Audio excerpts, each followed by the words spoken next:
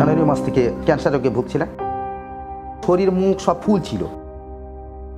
ডাক্তারবাবুরা বললেন যে শরীরে ব্লাড নেই, খরচের খুব ব্যয়বহুল বলে আমি গণেশপুরকাই দক্ষিণ 24 পরগনা রায়দিঘি থেকে আমি এসেছি। আমার স্ত্রী গত জানুয়ারি মাস থেকে ক্যান্সার রোগে ভুগছিলেন। তো প্রথম যখন বুঝলাম কি করে শরীর মুখ সব ফুল ছিল, তো সেই সব দেখে আমি মোটামুটি হসপিটালে এসেছিলাম। ওখানে ডাক্তারবাবুরা বললেন যে শরীরে ব্লাড নেই এবং আপনি একটা ভালো ডাক্তার দেখান। তো আমি সে কারণে ওখান থেকে বেরিয়ে এসে আমাদের লোকাল একজন ডাক্তারকে দেখাই। তিনি ব্লাড টেস্ট করে বলেছিলেন ওনার ক্যান্সারের সম্ভাবনা। সেই কারণে আমি ভেলোরে নিয়ে গেছিলাম। ভেলোরের সমস্ত পরীক্ষা নিরীক্ষা করেছি। ওরা ওখান থেকে কেমো নেওয়ার সিদ্ধান্ত নিয়েছিলেন, কিন্তু আর্থিক সমস্যার জন্য ওখান থেকে আমি বাড়ি আসি এবং এখানে যোগাযোগ করে দমদম আগরপাড়া ওখানে একটা ক্যান্সার হসপিটালে দেখাচ্ছিলাম। এতদিন পর্যন্ত চিকিৎসা চলছিল, কিন্তু খরচের খুব ব্যয়বহুল বলে আমি আর পেরে উঠছি না। যার কারণে আমি সন্ধান পেয়েছি এই কালীঘাটে একটা ওই আয়ুর্বেদার হসপিটালে। তো আমি ফোনে যোগাযোগ করেছি এবং ফোন মারফতে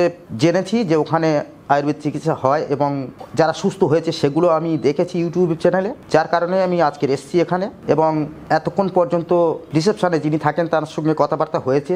এখন ডাক্তারবাবু আমাদের ডেকেছেন, দেখবেন।